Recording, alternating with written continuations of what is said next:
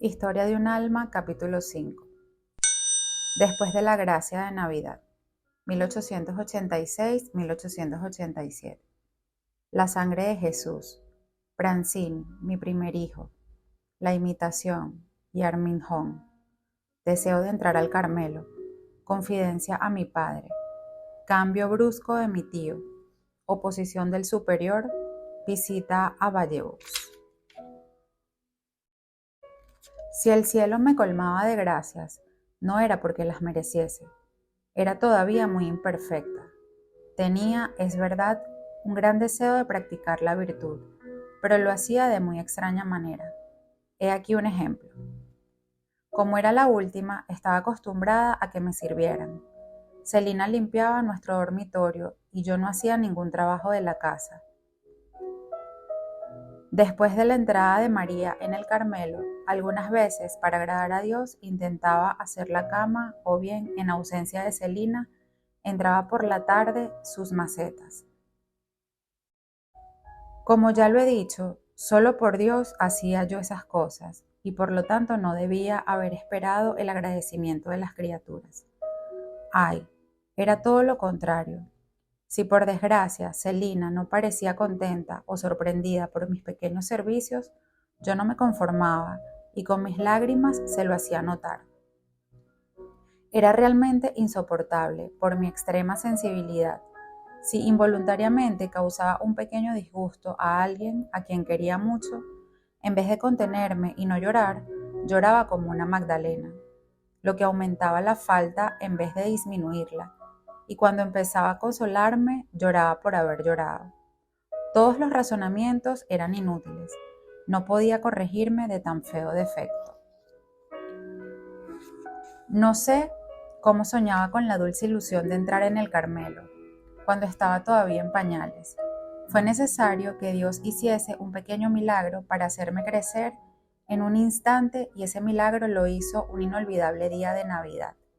En esa noche luminosa que iluminaba las delicias de la Santísima Trinidad, Jesús, el dulce niñito de una hora, cambió la noche de mi alma en torrentes de luz. En esa noche en que se hizo débil y capaz de sufrir por mi amor, me hizo fuerte y valiente. Me revistió con sus armas. Desde esa noche bendita no fui vencida en ningún combate, sino al contrario. Caminé de victoria en victoria y comencé, por decirlo así, una carrera de gigante. La fuente de mis lágrimas se secó y en adelante brotó raras veces y difícilmente lo que justificó aquello que se me había dicho. Lloras tanto en tu niñez que más tarde no tendrás más lágrimas para derramar. Fue el 25 de diciembre de 1886 cuando recibí la gracia de salir de la infancia, en una palabra, la gracia de mi completa conversión. Volvíamos de la misa de medianoche, en la que había tenido la dicha de recibir al Dios fuerte y poderoso. Al llegar a los Buissonets, ya me regocijaba pensando en ir a buscar mis zapatos a la chimenea. Esta antigua costumbre nos había dado tantas alegrías en nuestra niñez que Celina quería seguir tratándome como a un bebé, puesto que era la menor de la familia. A papá le gustaba verme feliz y oír mis exclamaciones de gozo al ir sacando cada sorpresa de los zapatos encantados, y la alegría de mi querido rey aumentaba muchísimo mi propia alegría. Pero Jesús, queriendo mostrarme que debía dejar de lado los defectos de mi infancia, me retiró también sus inocentes alegrías. Permitió que papá, cansado después de la misa de medianoche, se fastidiara al ver mis zapatos en la chimenea y dijese estas palabras que me atravesaron el corazón. Felizmente es el último año. Yo estaba subiendo la escalera para ir a sacarme el sombrero. Celina, conociendo mi sensibilidad y viendo las lágrimas que brotaban de mis ojos, también tuvo ganas de llorar, pues me quería mucho y comprendía mi pena. Teresa, me dijo, no bajes todavía a mirar tus zapatos. Vas a sufrir demasiado. Pero Teresa ya no era la misma. Jesús había cambiado su corazón. Reprimiendo mis lágrimas, bajé rápidamente la escalera. Comprimí los latidos de mi corazón. Tomé mis zapatos, los puse delante de papá y fui sacando alegremente todos los objetos, con aire de reina feliz. Papá reía, había recuperado su alegría, y Celina creía soñar. Felizmente era una dulce realidad. Teresita había encontrado nuevamente aquella fortaleza de alma que había perdido a los 4 años y medio, y en adelante la conservaría para siempre. En esa noche luminosa comenzó el tercer periodo de mi vida, el más hermoso de todos, el que estuvo más colmado con gracias celestiales. La obra que yo no había podido realizar en 10 años, la hizo Jesús en un instante, contentándose con mi buena voluntad que nunca me faltó. Como sus apóstoles podía decirle, Señor, he estado la noche entera pescando y no he sacado nada. Más misericordioso conmigo que con sus discípulos. Jesús mismo tomó la red, la echó y la sacó llena de peces. Hizo de mí un pescador de almas, y sentí un gran deseo de trabajar por la conversión de los pecadores, deseo que jamás había sentido tan vivamente. En una palabra, sentí que la caridad entraba en mi corazón, sentí la necesidad de olvidarme de mí para dar gusto a los demás, y desde entonces fui feliz. Un domingo, mientras miraba una estampa de nuestro Señor crucificado, me impresionó profundamente la sangre que goteaba de sus divinas manos. Experimenté un gran dolor al pensar que esa sangre caía en tierra sin que a nadie le interesase recogerla. Resolví entonces permanecer en espíritu al pie de la cruz para recibir el divino rocío que de ella manaba, comprendiendo que luego tendría que volcarlo en las almas. También resonaba continuamente en mi corazón el grito de Jesús en la cruz: «Tengo sed». Estas palabras encendían en mí un fuego desconocido y muy vivo. Quería dar a beber a mi amado y me sentía devorada por la sed de las almas. Todavía no eran las almas de los sacerdotes las que me atraían, sino las de los grandes pecadores. Ardía en deseos de arrancarlos de las llamas eternas. A fin de atizar mi celo, Dios me mostró que le agradaban mis deseos. Oí hablar de un gran criminal que acababa de ser condenado a muerte por crímenes horribles, y todo hacía creer que moriría impenitente. Quise a cualquier precio impedirle caer en el infierno, y para obtenerlo empleé todos los medios imaginables. Comprendiendo que nada podía por mí misma, ofrecí a Dios todos los méritos infinitos de nuestro Señor, los tesoros de la Santa Iglesia, y hasta le pedí a Celina que hiciera una misa por mis intenciones. No me atreví a pedirla yo por temor de verme obligada a manifestar que era por Pranzini, el gran criminal. Tampoco se lo quería decir a Celina, pero me hizo preguntas tan cariñosas e insistentes que por fin le confié mi secreto. Lejos de burlarse de mí, me pidió que permitiese que la ayudase a convertir a mi pecador. Acepté agradecida, pues hubiera querido que todas las criaturas se uniesen a mí para implorar esta gracia para el culpable.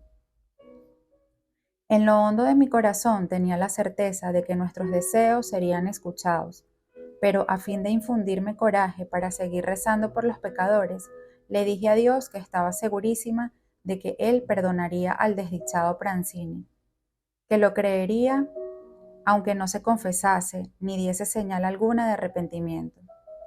Tanta era mi confianza en la misericordia infinita de Jesús, pero que simplemente, para consuelo mío, le pedía tan solo una señal de arrepentimiento.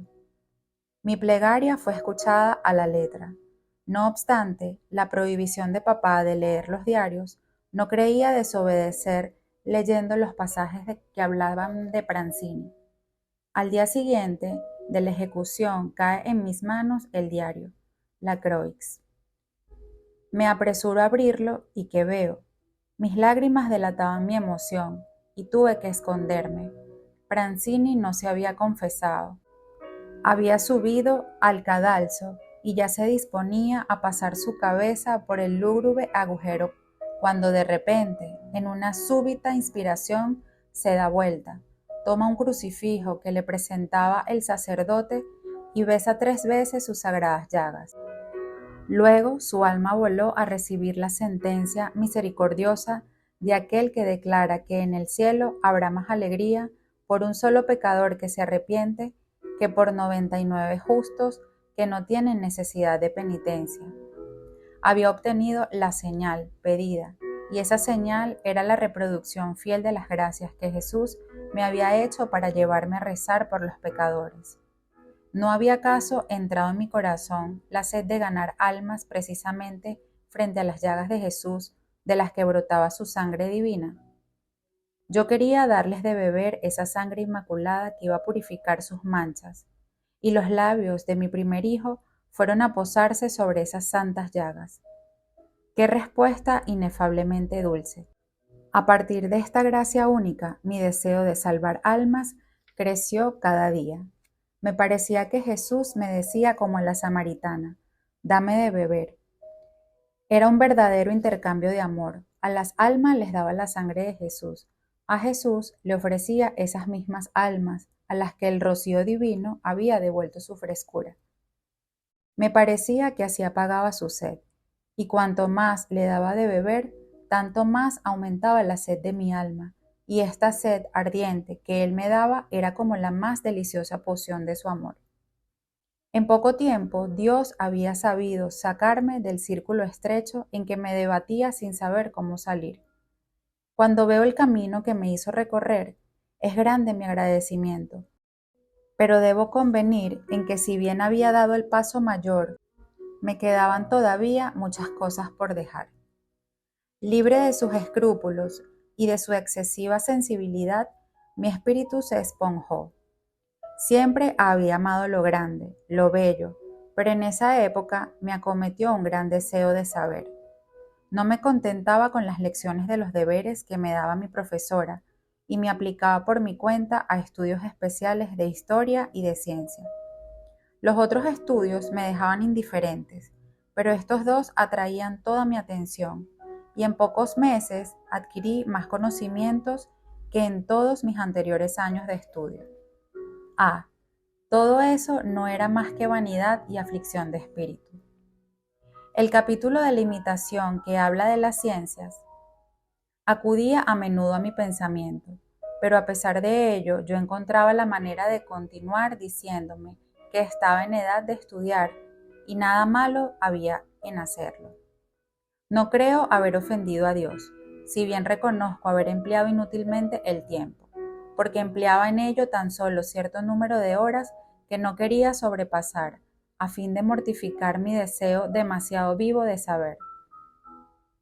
Estaba en la edad más peligrosa para la niñez, pero Dios hizo por mí lo que relata Ezequiel en sus profecías.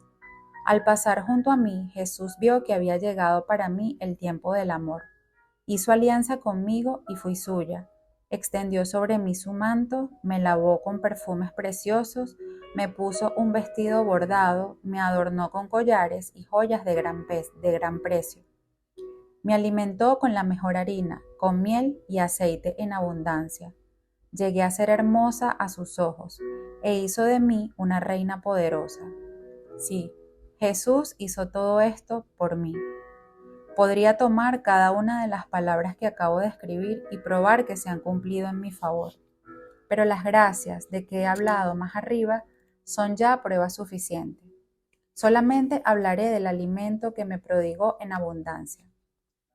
Desde hacía mucho tiempo me alimentaba con la harina pura, contenida en la imitación.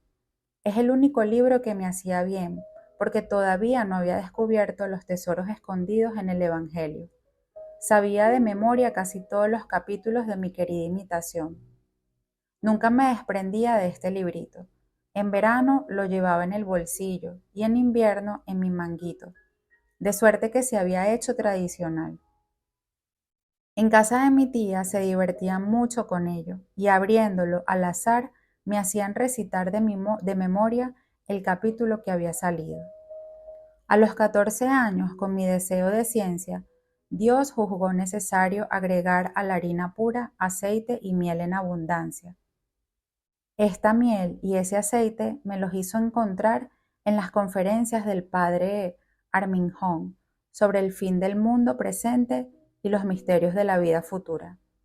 Mis queridas carmelitas habían prestado ese libro a papá y por eso, contrariamente a mi costumbre, pues no leía los libros de papá, lo pedí para leer. Esa lectura fue también una de las mayores gracias de mi vida. Leía junto a la ventana de mi cuarto de estudio y la impresión que todavía guardo es demasiado íntima y dulce para que la pueda expresar. Todas las grandes verdades de la religión y los misterios de la eternidad sumían mi alma en una dicha que no era de esta tierra. Presentía ya lo que Dios reservaba a los que lo aman, no con los ojos de la carne, sino con la mirada del corazón. Y viendo que las recompensas eternas no guardan ninguna proporción con los ligeros sacrificios de esta vida, quería amar a Jesús con pasión, darle 1000 muestras de amor, mientras que pudiese hacerlo todavía.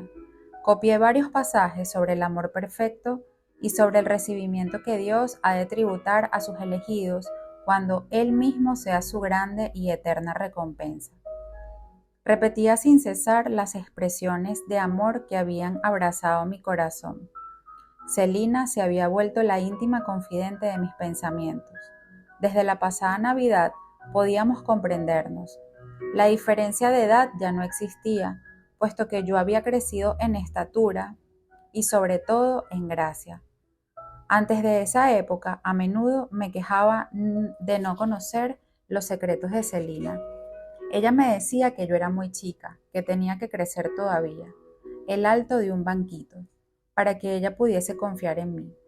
Cuando yo estaba junto a ella, me gustaba subirme a ese precioso banquito y le decía que me hablara íntimamente. Pero mi estratagema era inútil. La distancia seguía separándonos. Jesús, que quería hacernos avanzar juntas, formó en nuestros corazones los lazos más fuertes que los de la sangre. Nos hizo hermanas de alma.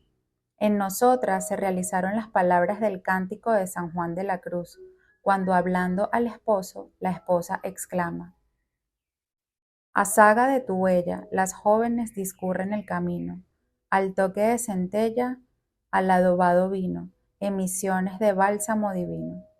Sí, seguíamos muy ligeras las huellas de Jesús, las centellas de amor que Él sembraba a manos llenas en nuestras almas, el vino delicioso y fuerte que nos daba a beber, hacían desaparecer de nuestra vista las cosas pasajeras y de nuestros labios brotaban aspiraciones de amor inspiradas por Él.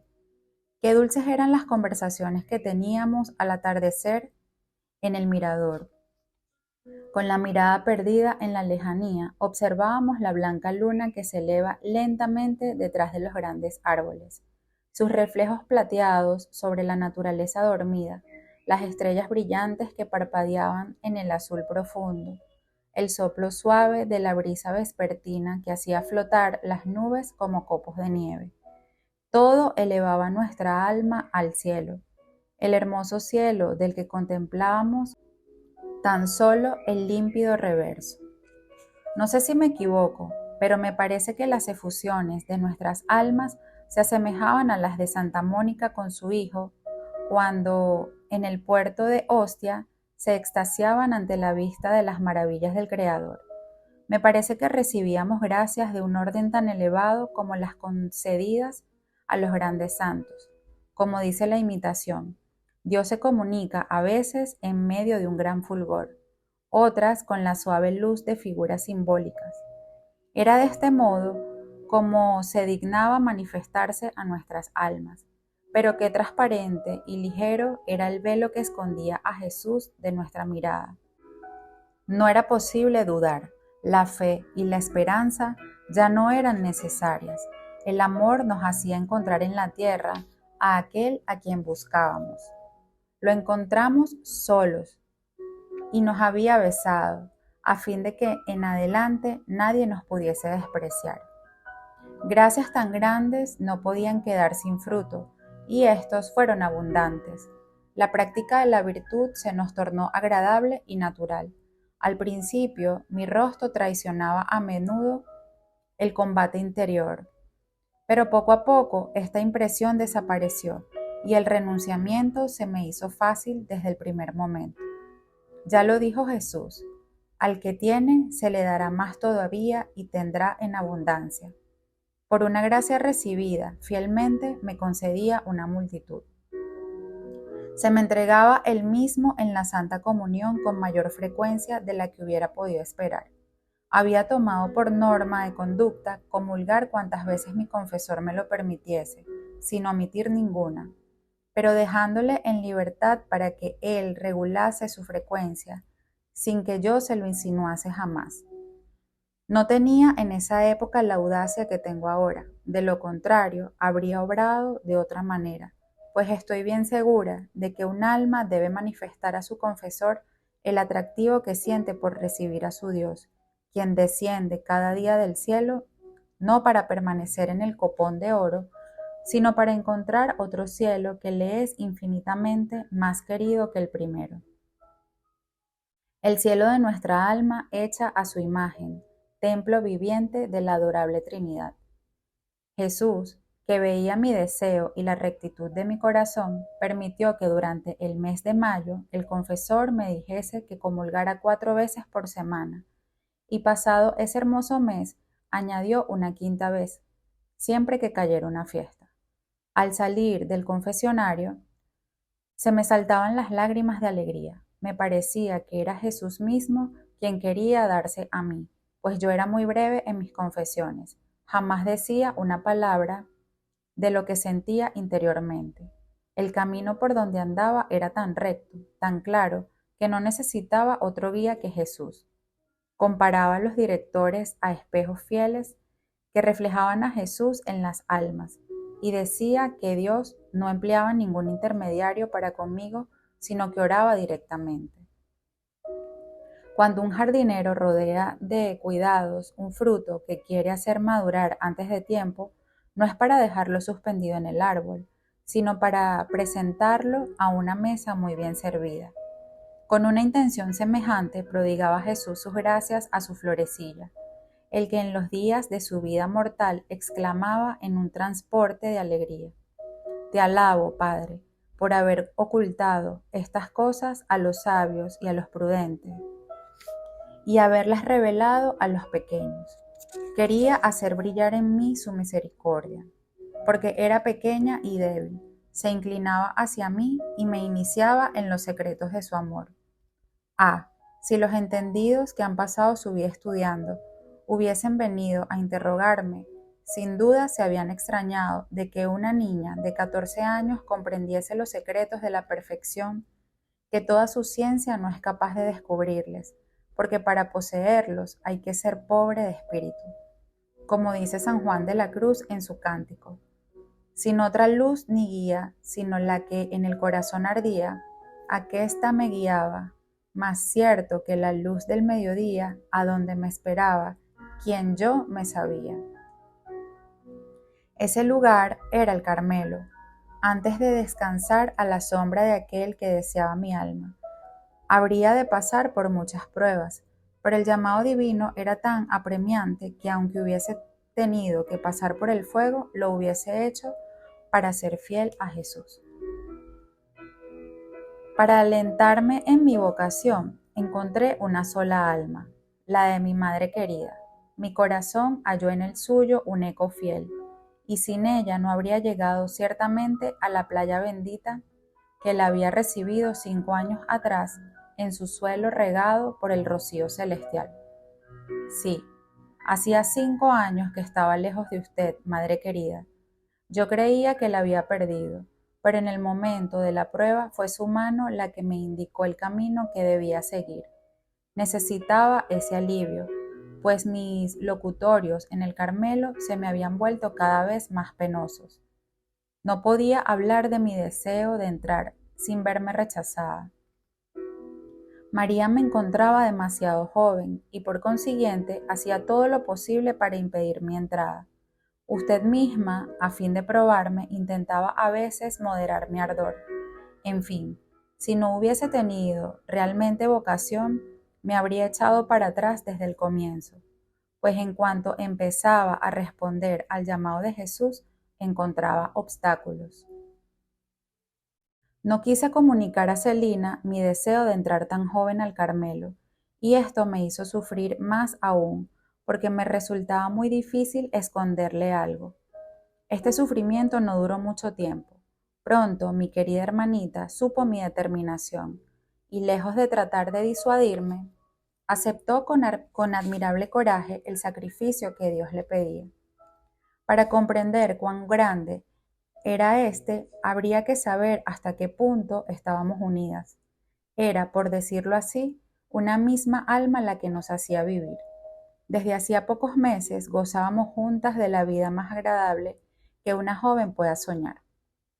Todo lo que nos rodeaba respondía a nuestros gustos, nos otorgaban la mayor libertad. En resumen, yo decía que nuestra vida encarnaba en la tierra el ideal de la felicidad.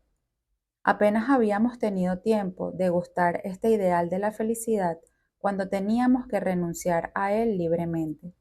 Y mi querida Celina no se rebeló ni por un instante. Sin embargo, ella hubiera podido quejarse. Jesús no la llamaba a ella primero, teniendo la misma vocación que yo. Le tocaba partir a ella.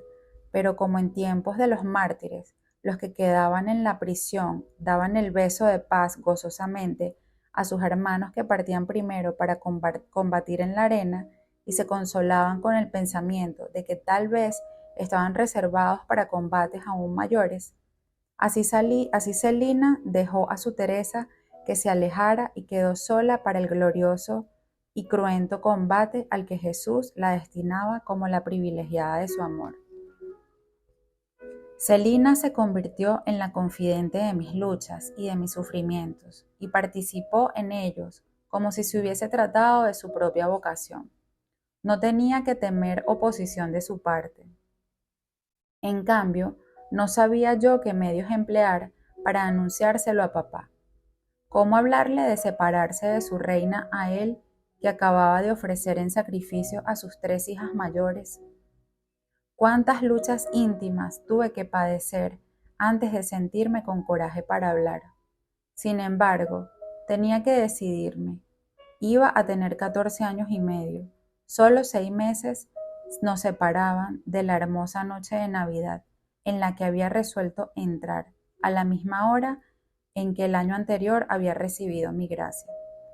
Para hacer mi gran confidencia, elegí el día de Pentecostés. Todo el día supliqué a los santos apóstoles que oraran por mí, que me inspiraran las palabras que tenía que decir. ¿No eran ellos acaso los que debían ayudar a esta niña tímida, a quien Dios destinaba a ser apóstol de apóstoles por la oración y el sacrificio? Solo por la tarde, al regresar del oficio de vísperas, encontré la ocasión para hablar a mi querido padre. Se había ido a sentar al borde del aljibe y allí, con las manos juntas, contemplaba las maravillas de la naturaleza. El sol poniente doraba la copa de los grandes árboles en los que los pajarillos cantaban alegremente su oración vespertina.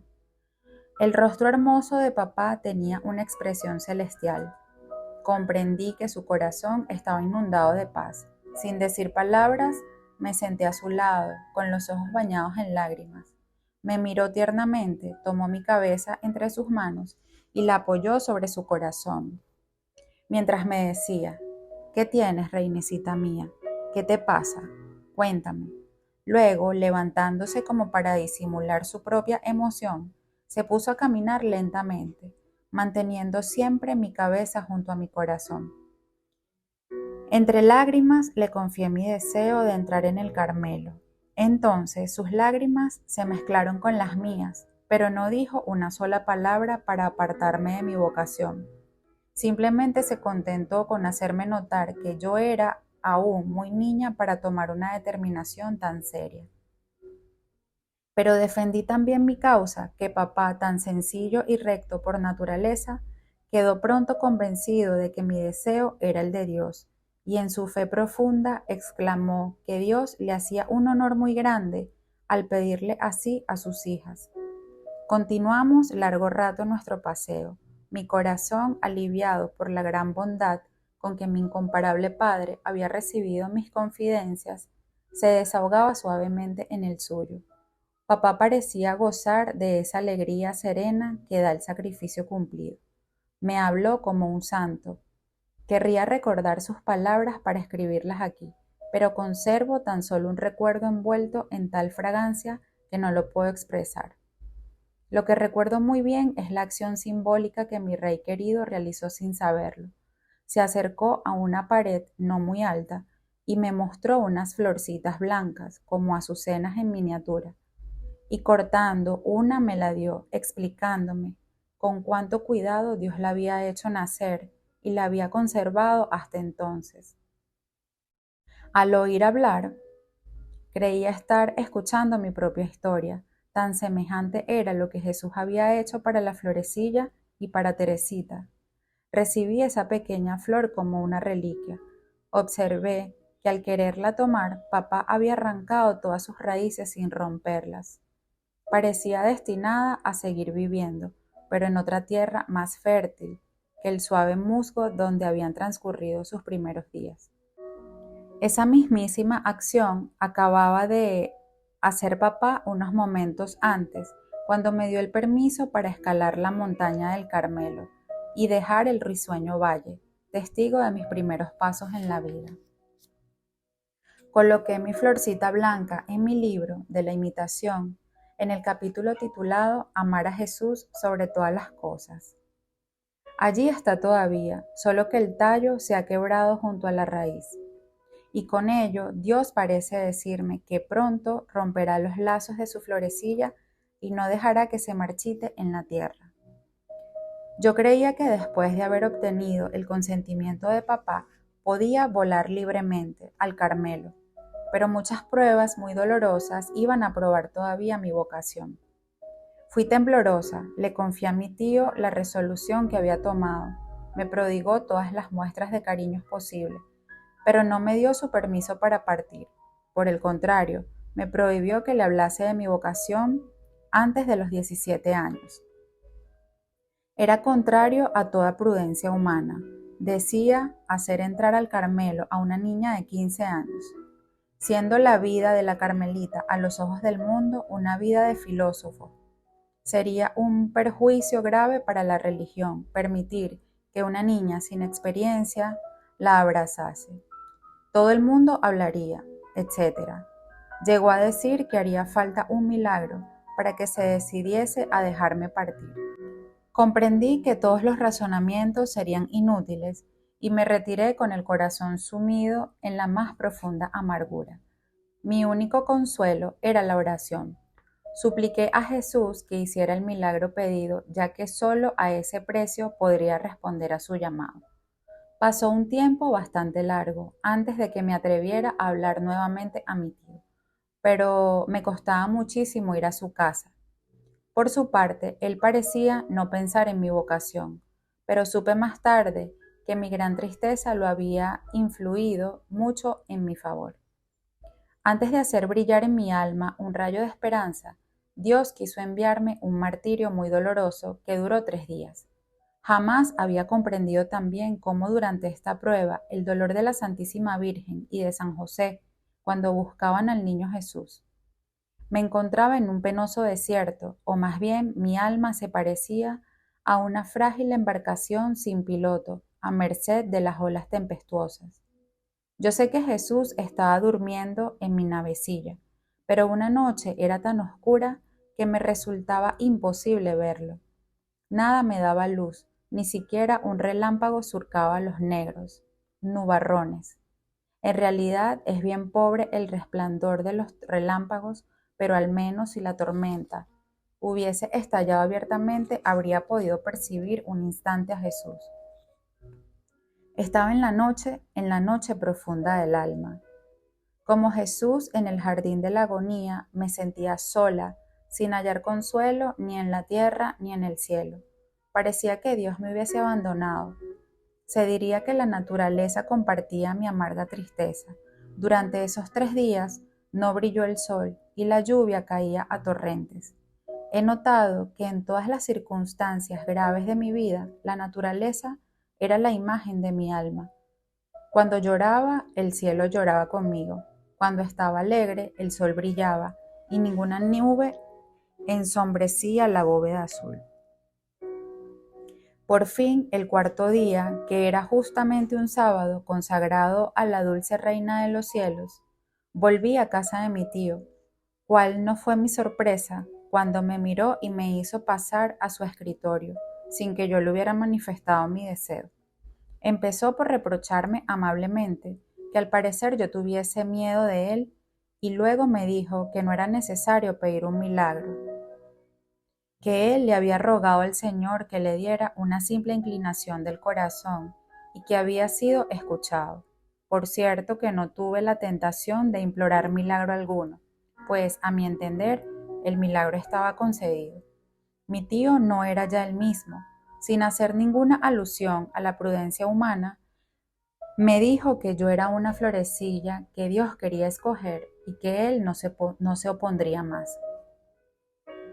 Esta respuesta definitiva era realmente digna de él.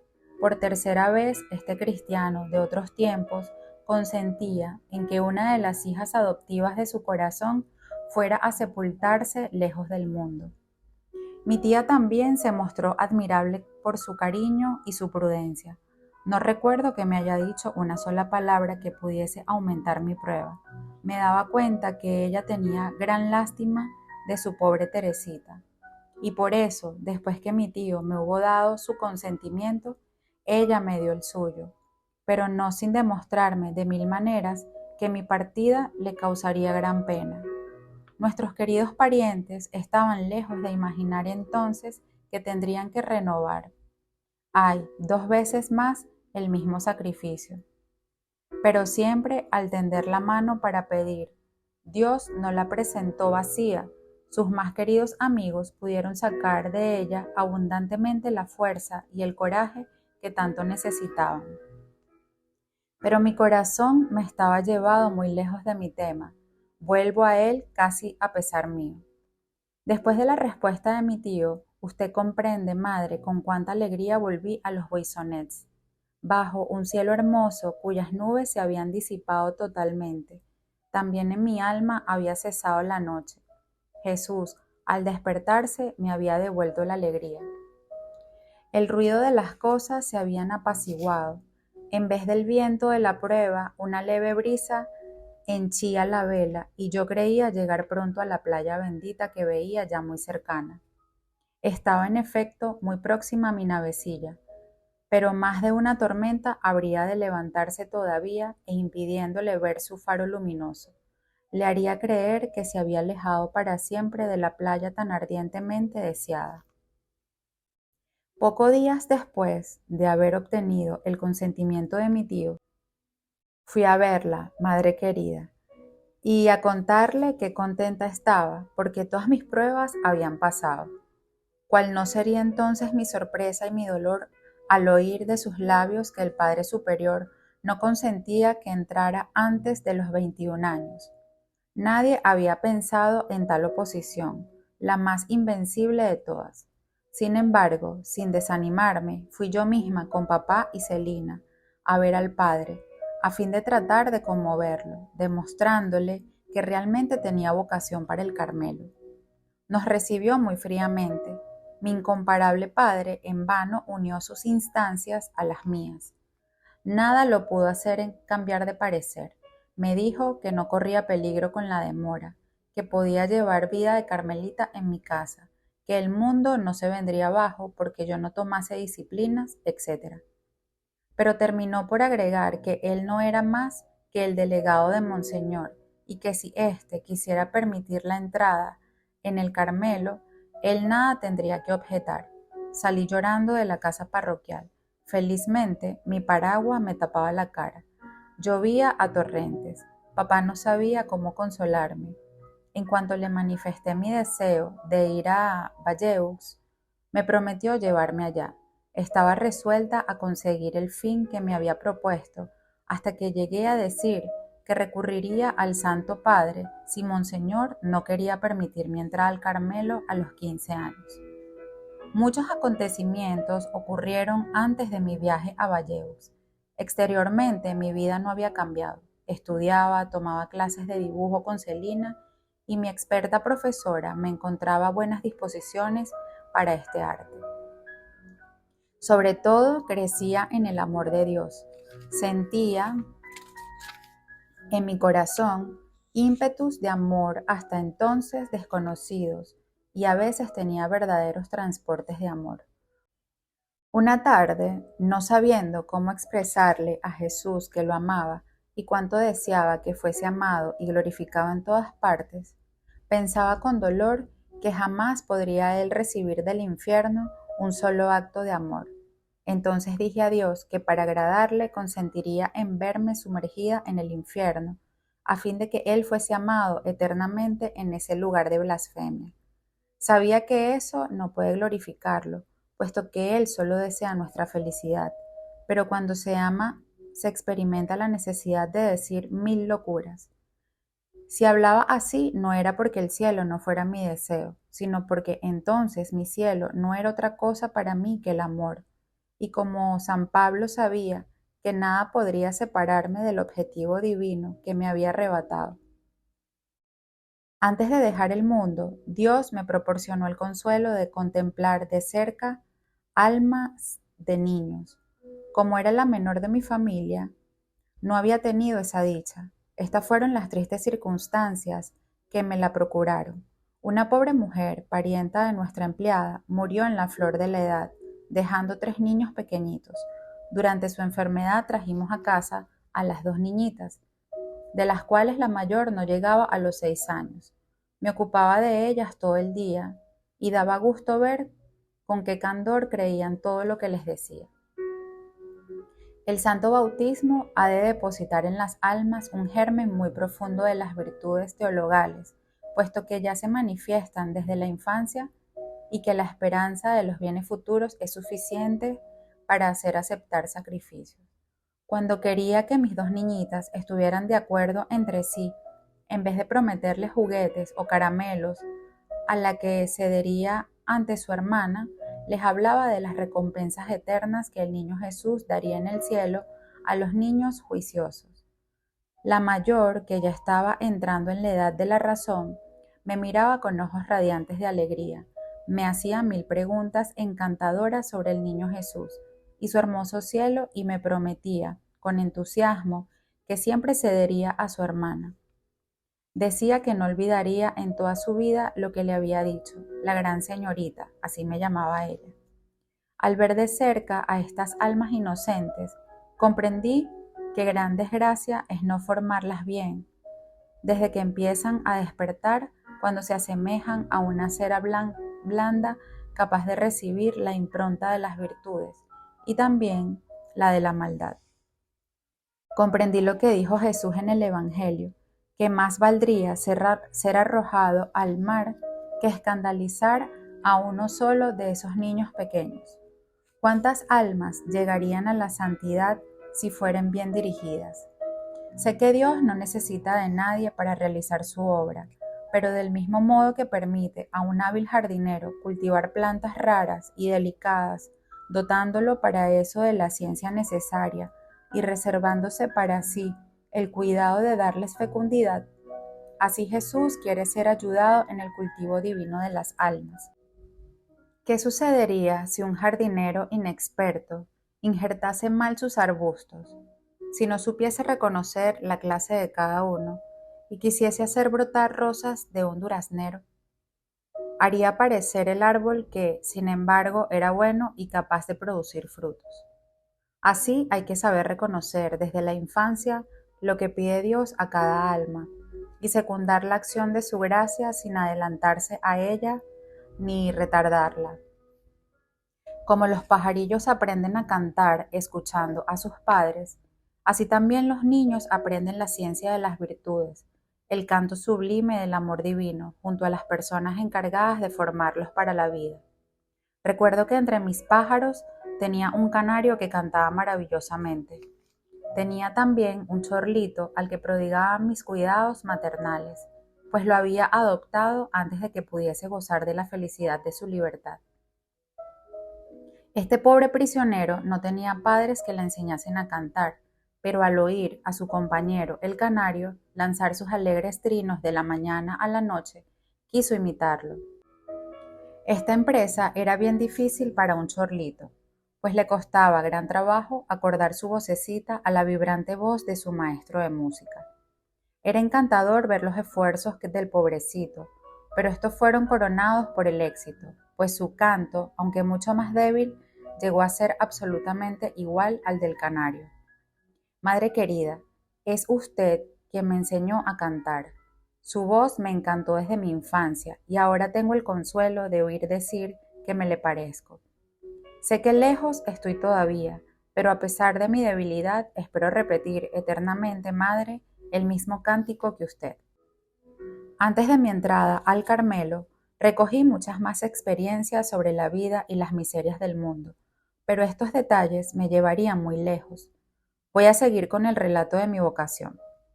El 31 de octubre fue el día fijado para mi viaje a Valleux.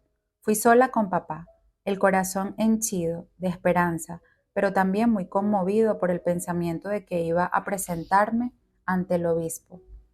Por primera vez en mi vida, haría una visita sin la compañía de mis hermanas, y esta visita era nada menos que a un obispo. Yo, que nunca necesitaba hablar más que para responder a las preguntas que me dirigían, iba a tener que explicar el fin de mi visita, exponer las razones que me hacían solicitar mi entrada en el Carmelo. En una palabra, debía demostrar la solidez de mi vocación. ¿Cuánto me costó hacer este viaje? Dios me debe haber dado una gracia muy especial para que pudiera vencer mi timidez. También es muy cierto que el amor nada encuentra imposible, porque cree que todo lo puede y le conviene. Ciertamente, solo el amor de Jesús podía hacerme vencer todas esas dificultades y las que siguieron, ya que Él quiso hacerme comprar mi vocación al precio de muy grandes pruebas. Hoy, que gozo de la soledad del Carmelo, descansando a la sombra de aquel a quien tan ardientemente deseé, me parece haber comprado mi felicidad a muy bajo costo y estaría dispuesta a soportar trabajos muchos mayores para adquirirla si no la hubiese obtenido aún. Llovía a cántaros cuando llegamos a Valleux. Papá, que no quería ver a su reinecita entrar al obispado con su hermoso atavio, echó una sopa. La hizo subir a un ómnibus que los condujese a la catedral. Ahí empezaron mis calamidades. Monseñor y todo su clero asistían a un entierro solemne. La iglesia estaba llena de señoras de lutos y todas las miradas se volvían hacia mi traje claro y mi sombrero blanco. Hubiera querido salir de la iglesia, pero no podía ni siquiera pensar en ello a causa de la lluvia. Para humillarme todavía más, Dios permitió que con su sencillez patriarcal, papá me hiciera subir hasta el ábside de la catedral. Por no disgustarle, accedí de buena gana, y así procuré esa distracción a los habitantes de Valleux, a quienes hubiera deseado no haber conocido jamás. Por fin pude respirar a mis anchas en una capilla detrás del altar mayor, donde permanecí largo tiempo, rezando con fervor hasta que cesase la lluvia y pudiéramos salir. Al bajar nuevamente, papá me hizo admirar la belleza del edificio que, de cierto, parecía mucho más grande, pero como no tenía más que un pensamiento, no podía encontrar gusto en nada.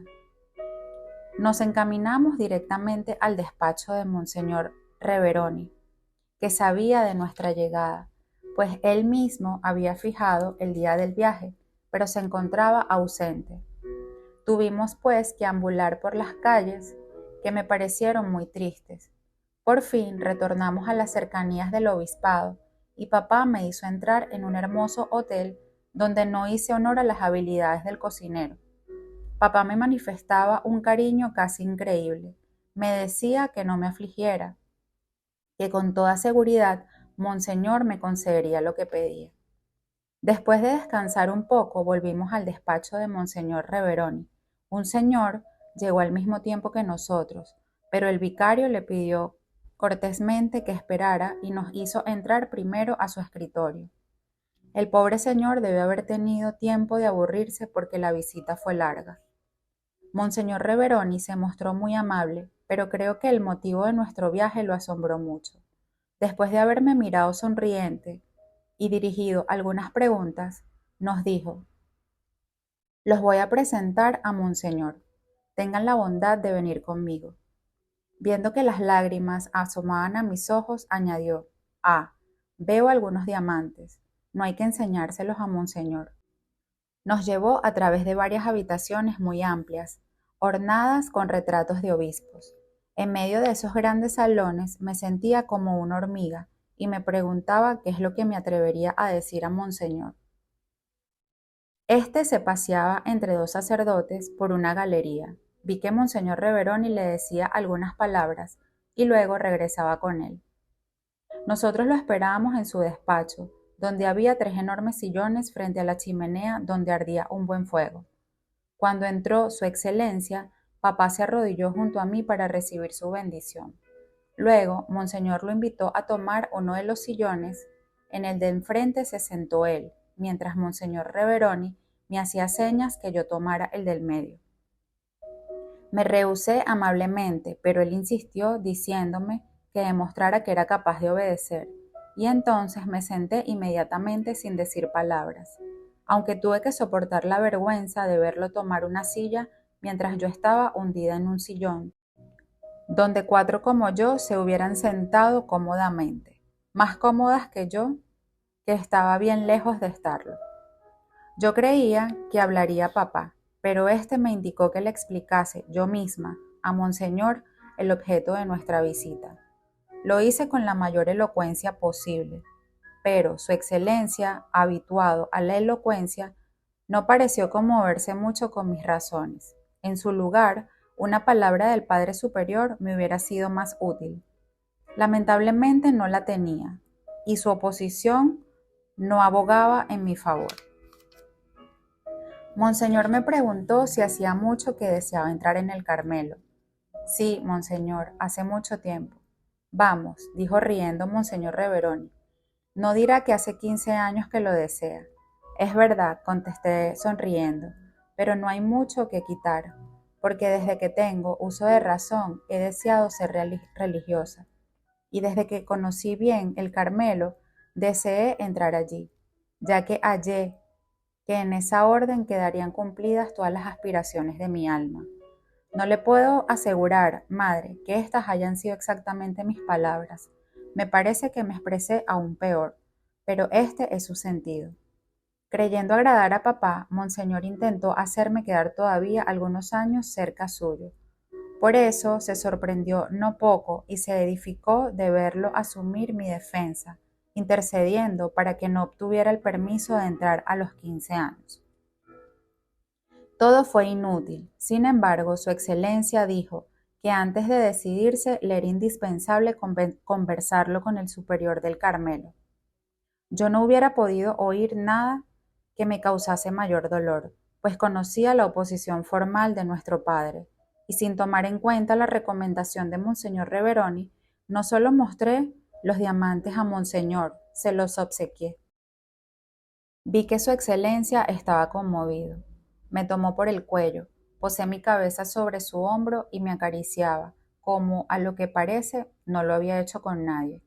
Me dijo que no estaba todo perdido, que estaba muy contento de que hiciese el viaje a Roma para afirmar mi vocación y que en vez de llorar debía alegrarme. Añadió que la semana siguiente tendría que ir a Liceus y hablaría de mi caso con el señor cura de Jacques y que ciertamente recibiría su respuesta en Italia. Comprendí que era inútil insistir. Por otra parte, nada más tenía yo que decir, pues me había agotado todos los recursos de mi elocuencia. Monseñor nos llevó de vuelta hasta el jardín.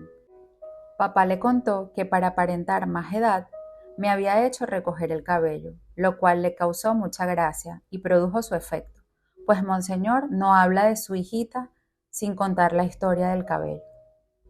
Monseñor Reveroni tuvo a bien acompañarnos hasta la salida del jardín del obispado. Le comentó a papá que jamás se había visto una cosa igual, un padre deseoso de entregar a su hija a Dios tanto como esa hija de ofrecerse a sí misma. Papá le pidió varias explicaciones sobre la peregrinación, entre otras cosas, cómo había que vestirse para presentarse ante el Santo Padre. Lo veo todavía darse vuelta delante del señor Reveroni, mientras le preguntaba: ¿estoy bien así? También le había dicho a Monseñor que si no me permitía entrar al Carmelo, yo pediría esa gracia al soberano pontífice. Era muy sencillo en sus palabras y en sus modales, mi rey querido, pero era tan apuesto, poseía una distinción natural, que debió haber agradado mucho a Monseñor, habituado a verse rodeado de personajes al tanto de todas las reglas de la etiqueta de salón, pero no del rey de Francia y de Navarra en persona con su reinicita. Ya en la calle, mis lágrimas brotaron nuevamente, no tanto a causa de mi dolor, como por el viaje inútil que había tenido que hacer mi querido papá. Él, que había gozado por adelantado con el telegrama que enviaría al Carmelo, anunciando la respuesta favorable de Monseñor, se veía obligado a regresar sin traer ninguna. Cuánta pena tenía yo. Me parecía que mi porvenir estaba quebrado para siempre. Cuanto más se acercaban al fin, tanto más se embrollaban mis asuntos.